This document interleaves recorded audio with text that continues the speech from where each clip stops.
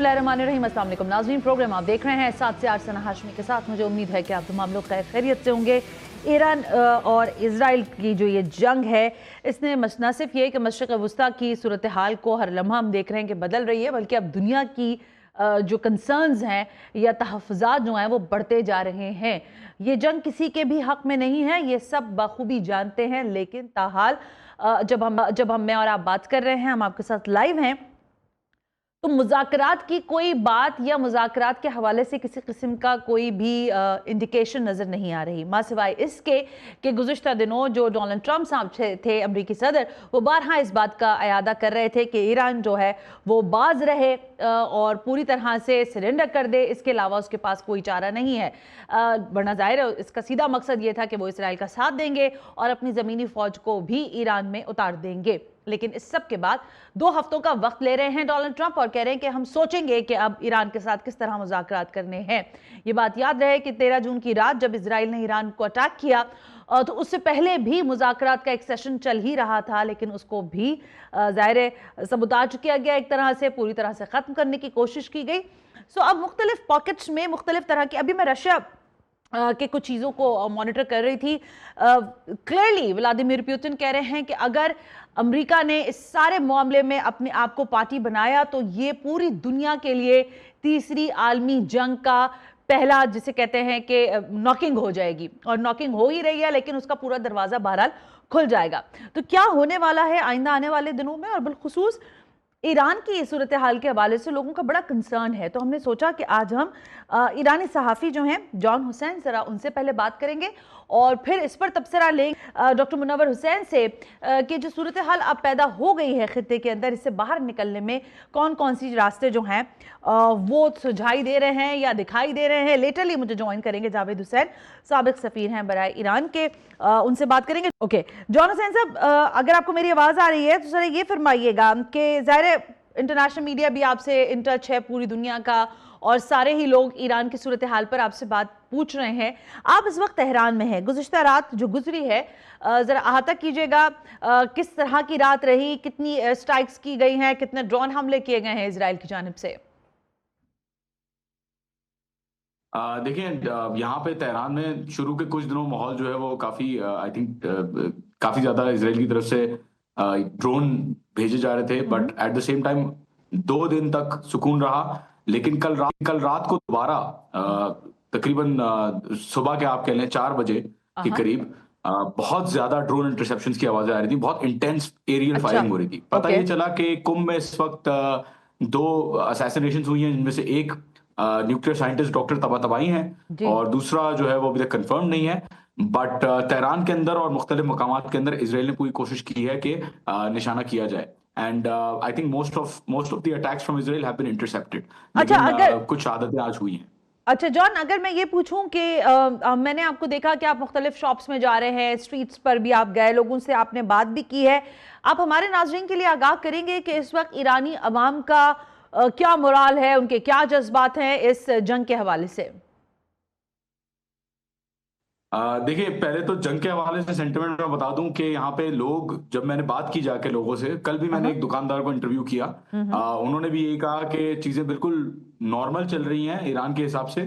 खरीदारी, खरीदो फरोख्त उसी हिसाब से हो रही है जिस हिसाब से होती थी। ऑब्वियसली ऐसा नहीं है कि बिल्कुल ही उसी हिसाब से हो रही है। आई थिंक जंग है तो कहीं ना कहीं इम्पैक्ट जरूर आया होगा, बट जंग महसूस नहीं हो रही। मैं अगर आपको सच बताऊं, यहाँ पे ऐसा नहीं लग रहा कि लोग इसको जंग के तौर पे ले रहे हैं, क्योंकि लोग यहाँ पे बहुत ज्यादा गवर्नमेंट की तरफ अब प्रो गवर्नमेंट हो गए हैं। जितने लोग ऑपोजिशन में थे वो भी प्रो गवर्नमेंट हो गए हैं, और आम जो लोगों का रिएक्शन है वो भी बिल्कुल कि वो गवर्नमेंट के साथ खड़े हुए हैं and they are not willing to stand down. तो आई थिंक यहाँ पे लोग ना केओटिक पोजीशन में हैं, ना स्टॉक पाइलिंग कर रहे हैं, ना लाइनें लगा रहे हैं बैंकों के बाहर। तो it's something unexpected for me, but यहाँ पे लोग कहते हैं कि ये चीज नॉर्मल है, क्योंकि ईरान ने जो है वो जंगें देखी हुई हैं पहले। बिल्कुल ठीक है जॉन, लेकिन नथिंग बिग फॉर देम। लेकिन 13 जून से लेकर 21 जून तक आप ज़ाहिर खुद ईरान में हैं, तेहरान में इस वक्त आप मुकीम हैं, ये मुझे आप बताएंगे कि कौन कौन से ऐसे एरियाज हैं जो इजराइल ने हिट किए हैं, और आपने अगर वहां जाकर ज़ाहिर रिपोर्टिंग की है या वहां आप खुद गए हैं तो ज़रा अहाता कीजिएगा कौन कौन से एरिया, कितनी बड़ा नुकसान हुआ है ईरान का इस एयर स्ट्राइक के अंदर जो, या ड्रोन हमलों में जो अभी तक इजराइल ने किए हैं, और किन इलाकों में? देखिए, I think primarily air strike से तो इसराइल इतना इफेक्टिवली इम्पैक्ट नहीं कर सका है। ओके।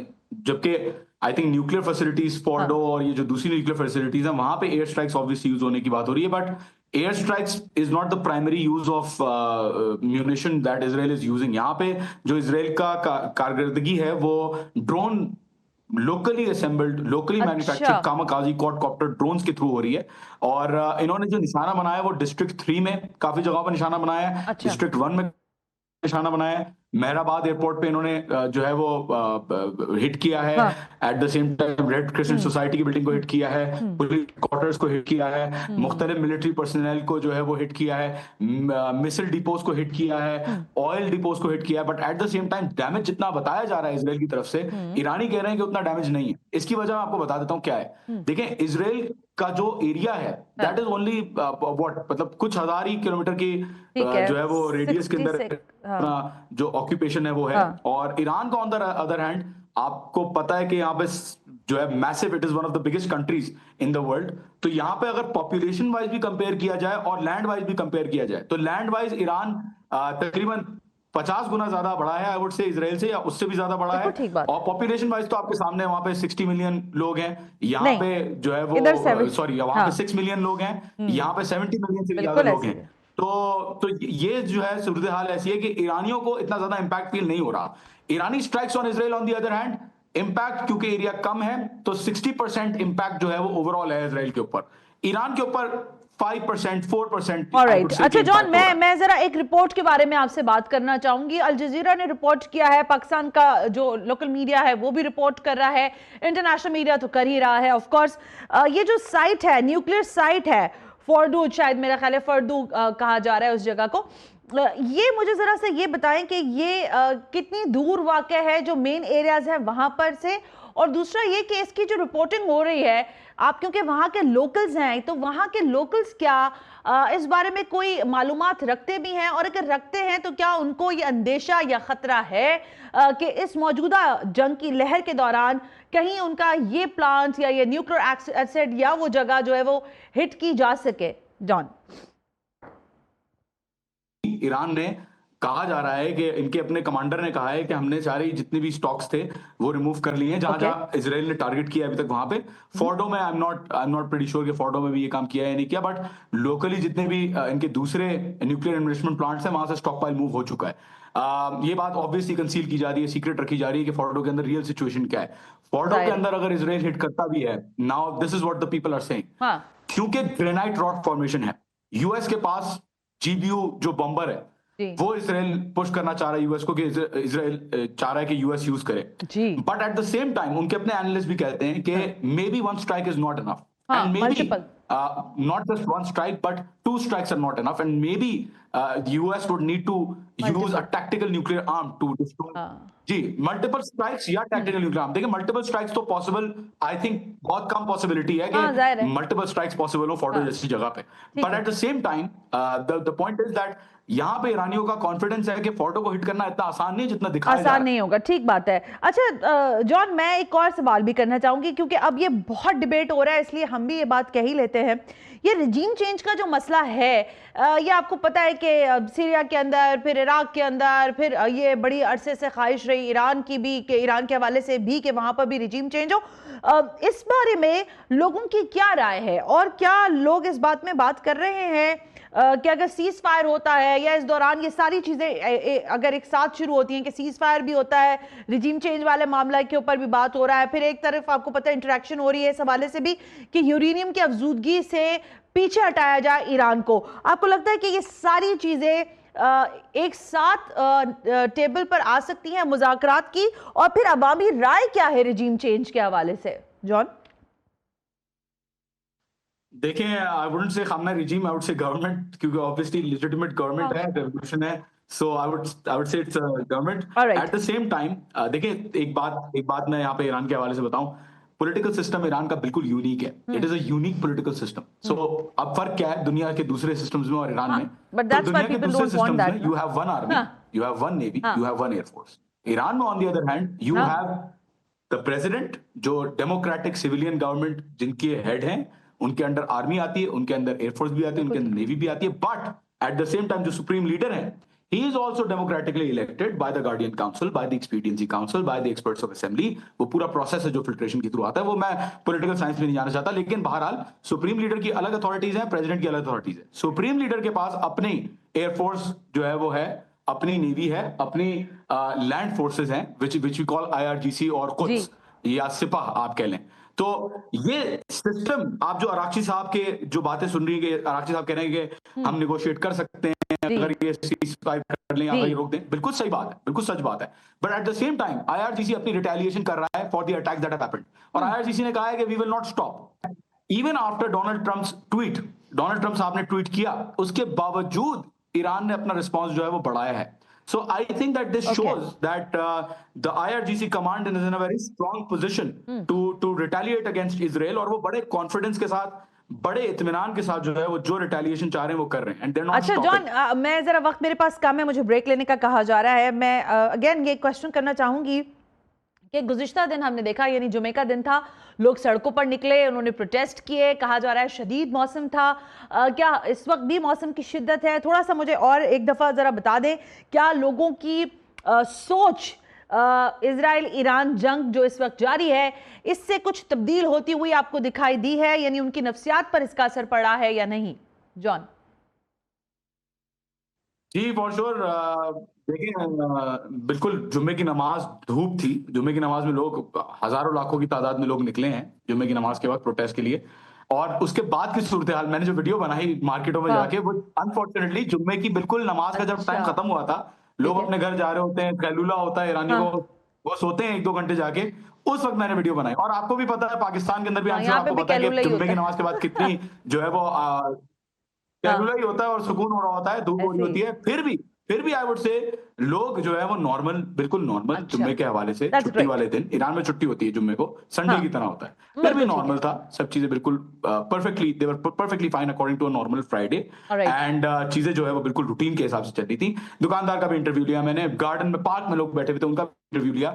जाहिर है मैं लोगों से ज्यादा इंटरव्यू नहीं ले सका, क्योंकि लोग शक करते हैं कि भाई आप CNN से तो नहीं है, कहीं आप फॉरेनर, आप हैं तो कोई प्रॉब्लम तो नहीं, बट I think that लोग जो है वो काफी सुकून है, आज भी लोग पार्क में बैठे हुए थे, तो it's not a problem. Well, thank you very much John Hussain, बहुत बहुत शुक्रिया आज के लिए हमें सारी डील के लिए। आप कह रहे हैं कि ईरान यानी तेहरान की अगर हम बात करें जो कि कैपिटल है, वहां पर सूरत हाल नॉर्मल इस तरह से है कि लोगों में खौफ नहीं है।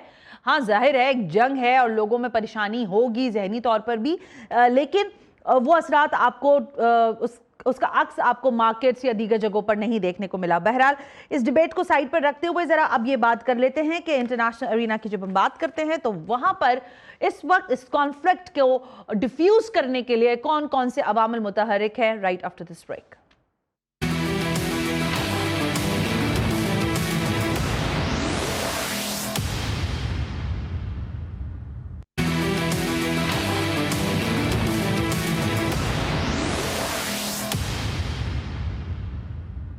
Welcome back. हम ब्रेक पर थे, हमारे साथ इस वक्त मौजूद हैं डॉक्टर मुनव्वर हुसैन, माहिर आलमी उमूर हैं, उनको वेलकम करते हैं शो पर और जरा उनसे भी कुछ बात करते हैं। अस्सलाम वालेकुम डॉक्टर साहब, थैंक यू वेरी मच। शुक्रिया। You welcome sir.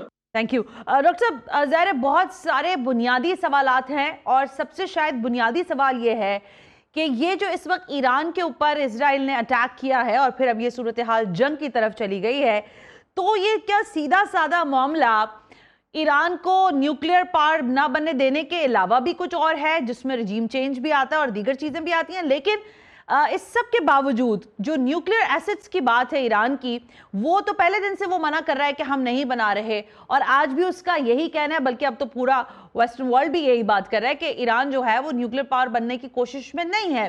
तो फिर ये सारी चीजें जो कि आपको वॉर की सूरत में दिखाई देती हैं, आप इसका तज्जिया कैसे कर रहे हैं?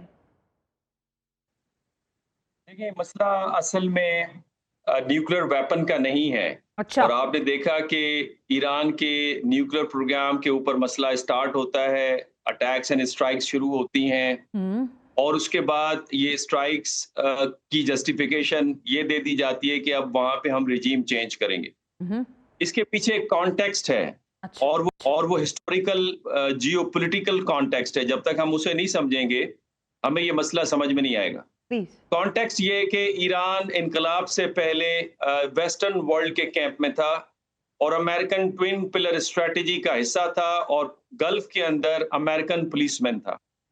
जब रेवोल्यूशन आया तो it was a sort of revolt against the west और ये एक वेव चली है ग्लोबल साउथ के अंदर। पहले सियासी तौर पे आज़ादी हासिल की 1950s, 60s, 70s के अंदर और जिसका आखिरी एपिसोड आपको साउथ अफ्रीका में नेल्सन मंडेला की मूवमेंट में नजर आता है।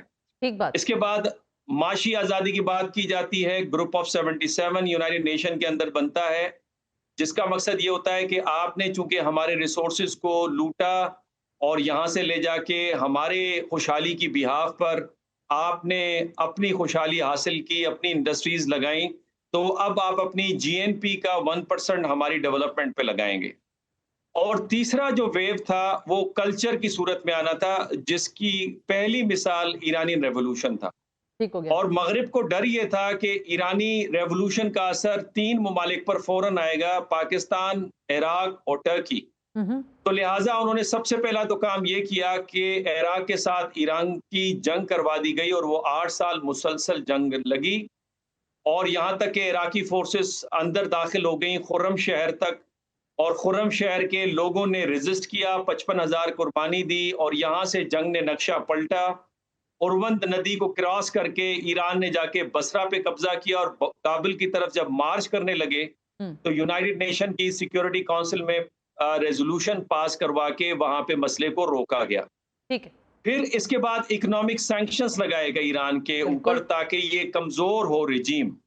और सिर्फ इकोनॉमिक सैंक्शंस नहीं लगे, आपने देखा कि कभी उनकी पूरी कैबिनेट उड़ा दी गई, पूरी पार्लियामेंट उड़ा दी गई, पूरी जुडिशरी उड़ा दी गई। उनके जो की फिगर थे लाइक आप शहीद मुतहरी को देखिए, उनको एसिसिनेट किया गया ताकि रिजीम कमजोर हो, लेकिन रिजीम ने तब भी सरवाइव किया। ठीक है। और जो वेस्टर्न डोमिनेंस थी उसके सामने खड़ी रही। तीसरे वेव के अंदर आपने देखा कि इजराइल जो खित्ते में अमेरिका की स्ट्रेटेजिक पोस्ट है और ये अमेरिका के डिफेंस डॉक्यूमेंट बताते हैं कि इजराइल स्ट्रेटेजिक पोस्ट है। जब भी अमेरिका को जरूरत पड़ेगी वेपन की, अड्डों की, फौजियों की, तो इजराइल की हम वो फौज अड्डे, वो हथियार इस्तेमाल कर सकेंगे। उसको इलाके में नाफिज करना था, उसके रोब और दबदबे को और ताकत को।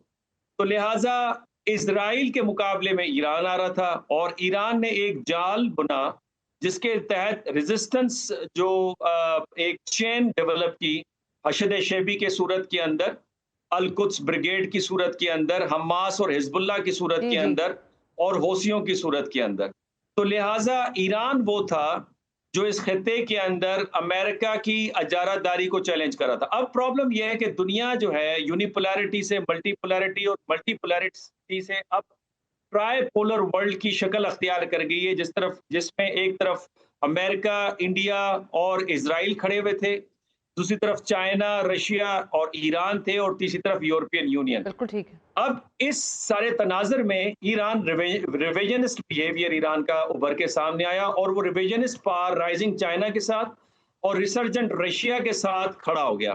अब इस ईरान को रोकना मकसूद था बिकॉज मिडिल ईस्ट के अंदर बाकी सारी फ्रेंडली पावर्स हैं, तो लिहाजा इस वजह से एक प्रीटेक्स्ट बनाया गया और फिर आपने देखा कि IAEA के अंदर एक रेजोल्यूशन पास करवाई गई जी। और उस रेजोल्यूशन पास हुई वॉच डॉग रिपोर्ट के ऊपर, जो कि IAEA की 30 साल तारीख में इस तरह की रेजोल्यूशन नहीं आई जी। और एक किस्म की इजराइल को जस्टिफिकेशन दी गई कि आप ईरान के ऊपर हमला करें।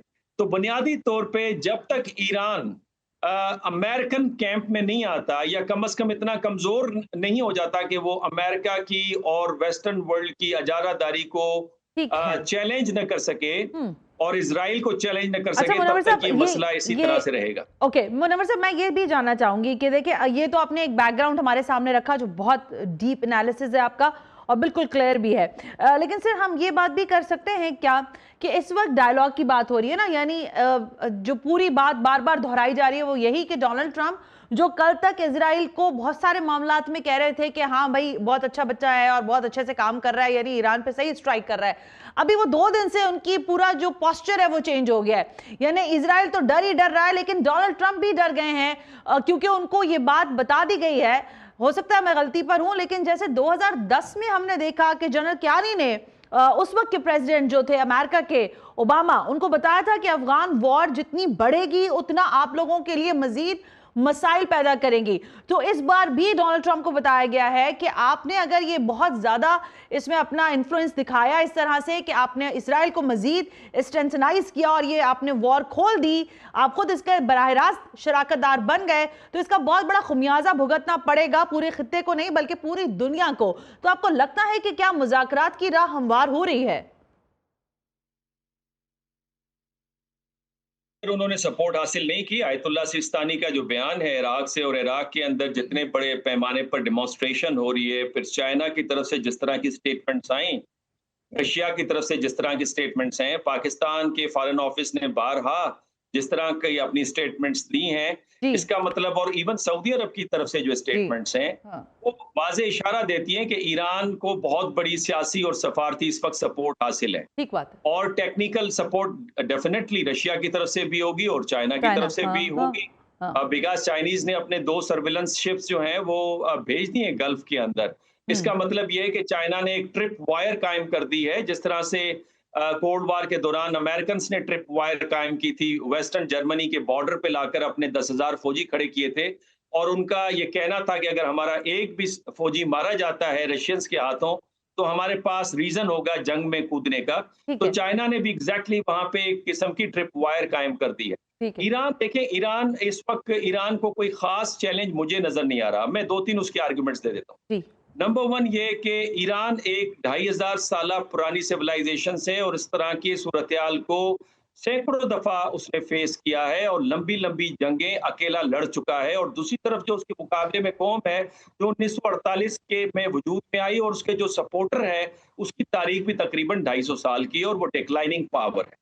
नंबर 2 ये कि अमेरिका की अगर आप ट्रेंड्स को देखें तो अमेरिका उन जंगों के अंदर मुदाखलत करता है या हिस्सा लेता है जहां पे वो देखता है कि जो स्पॉट है वो वीक स्पॉट है, ठीक है, वो स्ट्रॉन्ग जगह नहीं है। बिल्कुल ठीक है। दूसरा ये कि उस जंग में हिस्सा लेता है जिस जंग की उसे स्पॉन्सरशिप मिलती है। लिहाजा ये दोनों चीजें हमें देखनी होगी कि क्या ईरान वीक है और अमेरिका अगर स्ट्राइक करता है जिस तरह इराक और अफगानिस्तान के ऊपर किया था और नॉर्थ कोरिया के ऊपर नहीं किया था, तो क्या ईरान कमजोर है? जिस तरह की स्टेटमेंट्स आ रही हैं, जिस तरह की डिसरप्टिव टेक्नोलॉजीज ईरान ने अपनी डिमॉन्स्ट्रेट की हैं, उससे नहीं लग रहा कि ईरान कमजोर है। और यही वजह है कि प्रेसिडेंट ट्रंप की जो कैबिनेट है या डिसीजन मेकर्स हैं उसके अंदर इख्तलाफात आपको नजर आ रहे हैं, जो गार्डियन रिपोर्ट कर रहा है।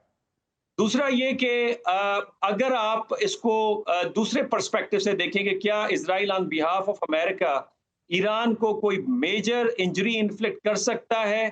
तो उसका जवाब भी है कि मेजर इंजरी इन्फ्लिक्ट नहीं कर पा रहा, बल्कि इजराइल जो है इस वक्त अपनी डिफीटिंग मोड के अंदर आ चुका है और तकरीबन 60,000 इजरायली जो हैं ग्रीस भाग चुके हैं।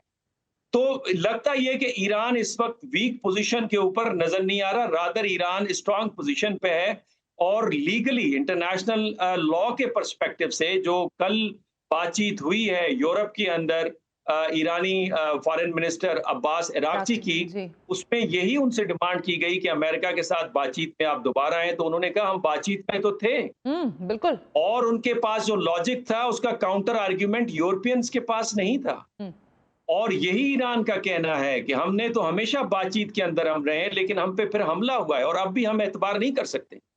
तो कहने का मकसद ये कि ईरान की पोजीशन मुझे वीक नजर नहीं आ रही है। अब अमेरिकन का ख्याल ये है कि अगर वो अपने B-2 बॉम्बर्स का इस्तेमाल करते हैं ईरानी न्यूक्लियर फैसिलिटीज को हिट करने के लिए, और देसी कटर बम या बंकर ब्लास्टर बॉम्ब्स का इस्तेमाल करते हैं, तो वो मुकम्मल तौर पे टारगेट को अचीव नहीं कर पाएंगे, लिहाजा जी, उनको ये टेक्निकल तो रिपोर्ट खुद इंटरनेशनल मीडिया भी कर रहा है ना। मुनव्वर साहब, मैं आपसे एक और सवाल करने की जिसारत करूं। मुनव्वर साहब, अभी हम बहुत सारे ज़ाहिर एंगल्स पे बात कर रहे हैं, क्योंकि जब इस तरह के कॉन्फ्लिक्ट्स होते हैं तो माजी भी देखा जाता है, फिर हाल के हालात पे भी निगाह होती है। लेकिन इस वक्त जो नेतन्याहू का प्राइम जिसे कहते हैं ख्वाब है, वो ये है कि वो किसी भी तरह से, अभी मैं फोर्ट के हवाले से बात करी थी, ईरान के फरवा जो उसका ज़ाहिर न्यूक्लियर साइट है उसकी, लेकिन इस बात से हटकर रेजीम चेंज में आयतुल्लाह खामनाई साहब की जो है उनको उस पूरे मंजरनामे से हटाने की बात कर रहा है। लेकिन अगर नेतन्याहू का ये ख्वाब है कि वो ईरान के अंदर अपनी फौजें उतारे और अमेरिका भी उसका इत्तेहादी, पसे पर्दा तो है लेकिन बराह रास्त बन जाए, क्या आपको लगता है कि ये ख्वाब वेस्ट का रजीम चेंज का ईरान के अंदर पूरा होता हुआ आपको दिखाई दे रहा है? बिलखुसूस नेतन्याहू, आपको इस सारे एपिसोड में क्या लगता है कि वो खुद तो मर ही रहा है लेकिन वो अमेरिका को भी कहीं का नहीं छोड़ेगा, फिर उसको भी घसीट रहा है? फिलहाल मुझे नजर नहीं आ रहा। अगर ईरान कमजोरी दिखाता तो फिर तो ये पॉसिबिलिटी थी, लेकिन चूंकि इस वक्त वार्न कर दिया गया है रशिया की तरफ से, प्रेसिडेंट पुतिन की कल ही स्टेटमेंट आई है जिसमें उन्होंने कहा कि we are moving towards the world war 3। ठीक है, तो मुझे नहीं लगता अमेरिका जाएगा। और फिर अमेरिका के अंदर देखिए बहुत बड़ी एक अपोजिशन आ गई है। कभी आपने देखा कि 4 रेजोल्यूशंस सेनेट के अंदर और हाउस ऑफ रिप्रेजेंटेटिव्स के अंदर आ जाएं। एक सेनेटर मेसी लेकर आ रहे हैं जो कि रिपब्लिकन्स हैं, और उसके साथ रो खन्ना जो डेमोक्रेट्स हैं वो साथ खड़े हुए हैं। दूसरी तरफ जो प्रोग्रेसिव ग्रुप है जिसमें इल्हान उमर भी हैं, वो रेजोल्यूशन ला रहे हैं कि कांग्रेस की अप्रूवल के बगैर प्रेसिडेंट ट्रंप को ये अथॉरिटी नहीं होनी चाहिए कि वो जंग के अंदर जाए। तीसरी तरफ सेनेटर सैंडी बर्नर जो है वो रेजोल्यूशन ला रहे हैं कि फेडरल गवर्नमेंट जो है वो फंडिंग नहीं जारी करेगी कि अगर अमेरिका इसके अंदर कूदता है। और फिर जो अमेरिका फर्स्ट ग्रुप है जिसमें कार्ल टकरसन है, अगर उसे आप सुने तो ये 3 बुनियादी जो साथी थे प्रेसिडेंट ट्रंप के, जिन्होंने इलेक्शंस में बहुत बड़ी मदद की है प्रेसिडेंट ट्रंप को दोबारा री इलेक्ट होने में, जिसमें इलान मस्क है और ये कार्ल टकरसन है और उनकी जो इंटेलिजेंस ऑफिसर हैं, इन तीनों को अब प्रेसिडेंट ट्रंप एक्सिक्यूट करना चाह रहे हैं और तीनों इस पे मुखालफत कर रहे हैं कि जनाब कोई सबूत नहीं है कि ईरान के पास न्यूक्लियर बॉम्ब है या वो न्यूक्लियर बॉम्ब बनाना चाहता है, और हमारा इजराइल की जंग से लेना देना कुछ भी नहीं है। और लोग खड़े हो गए, यानी जिस तरह की डिमॉन्स्ट्रेशंस नजर आ रही हैं खुद अमेरिका में, जिसे मैं इस तरह से कंक्लूड कर सकता हूं, जिस कंडीशन में अमेरिका वियतनाम के आखिरी साल में गया था, ईरान इजराइल जंग में अभी जंग शुरू नहीं हुई अमेरिका की, उस नतीजे पे पूरी अमेरिकन सोसाइटी पहुंच चुकी है और वो रेजिस्ट कर रही है। तो मेरे ख्याल में इस सूरत में पॉसिबल नहीं है प्रेसिडेंट ट्रंप का कि जिस एंटी वॉर स्लोगन के ऊपर वो आए थे और अमेरिका फर्स्ट का नारा लगाया था, मैं एक ब्रेक ले लेती हूं। मुझे ब्रेक का काफी देर से कहा जा रहा है। I am really sorry sir, एक ब्रेक ले लेते हैं। तो ब्रेक से वापस आपसे ये पूछ लेती हूँ कि एक और बात जो बहुत ज्यादा डिबेट की जा रही है कि नेतन्याहू अपने इख्तिदार की तवालत के लिए भी अमेरिका को इस तरह से सर्व करना चाहता है ताकि अमेरिका उसको थपकियां देता रहे और यहाँ पर वो पूरे खित्ते के अंदर अपनी बदमाशी जारी रखे। इस पर जरा डिबेट करते हैं इस ब्रेक के बाद।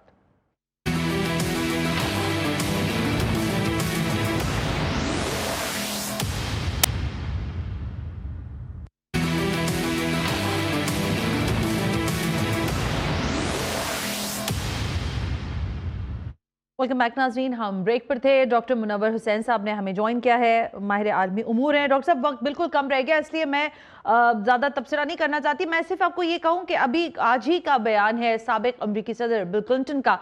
उन्होंने जो अल्फाज इस्तेमाल किए वो कह रहे हैं नेतन्याहू ईरान से जंग के जरिए हमेशा इक़्तिदार में रहना चाहता है। इन अदर वे आप देखें तो भी ये डिबेट चल रही है कि नेतन्याहू अपनी ख्वाहिशात पर मबनी कुछ ज़ाहिर ख्वाब रखता है जिसमें ग्रेटर स्टाइल मौजूद है, लेकिन वो अमेरिका को भी इसमें सर्व करना चाहता है। और आप क्या समझते हैं कि इस डायलॉग के दौरान जिस पे अभी हम बात कर रहे थे, क्या ईरान को विड्रॉल करेगा यूरेनियम के हवाले से? डॉक्टर साहब, मुझे नहीं लगता, बिकॉज सिविलाइजेशन की अपनी एक प्राइड है, ठीक है, और वो कभी झुकता नहीं है। और ये कोई इलेजिटिमेट राइट नहीं मांग रहा ईरान ने जो बैनुल-अक़वामी मुआहिदा किया है एनपीटी के अंदर, उसमें उसको इजाजत है कि वो पीसफुल पर्पसेस के लिए, एनर्जी के लिए वो यूरेनियम की अफसुर्दगी कर सकता है। और इस पे इंटरनेशनल लॉ भी परमिट कर रहा है उसे और इंटरनेशनल कम्युनिटी भी कर रहा है। रादर ये इंटेलिजेंस रिपोर्ट है प्रेसिडेंट ट्रंप को कि ईरान बॉम्ब नहीं बनाने जा रहा, लेकिन अगर हम ईरान की न्यूक्लियर फैसिलिटीज पे अटैक करते हैं जी। या आयतुल्ला खामनाई पर हमला करते हैं, तो उस सूरत में ईरान फौरन इस ऑप्शन को ऑप्ट करेगा, और वो भी इलीगल नहीं होगा, बिकॉज एनपीटी का आर्टिकल 10 ईरान को परमिशन देता है ठीक है, कि but अगर उसकी सोवेरेनिटी को डिफेंस, हाँ। ग्रॉसली ब्रीच किया जाता है या उसको बहुत बड़ा थ्रेट है, तो वो दस्तबरदार हो सकता है एनपीटी से और न्यूक्लियर ऑप्शन की तरफ जा सकता है। इसके साथ साथ मैं ये भी बताता चलूं, जो नेतन्याहू का बिहेवियर है, अब तक हमारे पाकिस्तानी मीडिया के अंदर इस तरह से डिस्कस हो रहा है कि गालिबन सिर्फ वो अपने आप को पावर में रखने के लिए ये कर रहा है। ये बिल्कुल सही है कि वो पावर में रहना चाहता है और उसके पीछे करप्शन के केसेस हैं, लेकिन सिर्फ ये वाहिद वजह नहीं है। ठीक है। हमेशा पॉलिटिकल सिनेरियो के अंदर कन्फ्लेशन ऑफ काजेज होते हैं। इसमें जो उनका सुपर स्ट्रक्चर है, जो बिलीफ सिस्टम है, जी। जो उनके वैल्यूज हैं, उसे भी समझना जरूरी है।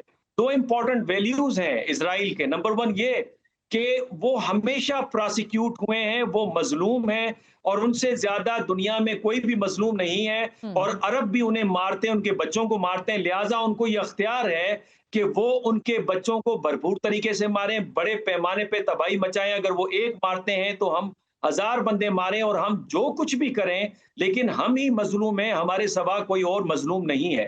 ठीक। दूसरा उनका अकीदा जोशुआ की किताब के मुताबिक ये है कि वो ही इंसान है, बाकी सब जानवर हैं, और कुछ अच्छे जानवर हैं और कुछ बुरे जानवर हैं। जो उनको सपोर्ट करेगा वो अच्छे जानवर हैं, और जो उनकी मुखालफत करेगा वो बुरे जानवर हैं। लिहाजा इंडिया अच्छा जानवर है, लेकिन आप देख रहे हैं कि इंडियंस को बंकर्स में दाखिल नहीं होने दिया जा रहा, यू आर और वो राइट। कहा जा रहा है कि ये सिर्फ यहूदी का हक है कि वो इन जी। बंकर में अपनी जान को बचाए, आपकी कोई जरूरत नहीं है। बिल्कुल ठीक। और यही वजह है कि वो जो फलस्तीनियंस हैं उनको अपने जैसा इंसान नहीं समझते, ईरानियंस को अपने जैसा इंसान नहीं समझते, बिल्कुल ठीक है। इवन डॉक्टर अरब्स को मुनव्वर अपने हुसैन जैसा साहब, इंसान नहीं समझते। ख्वाहिश तो यही थी कि आपसे मजीद लेते और बात करते, लेकिन आइंदा आने वाले दिनों में यकीनन आपको हम जहमत देते रहेंगे। आज के लिए बहुत बहुत शुक्रिया।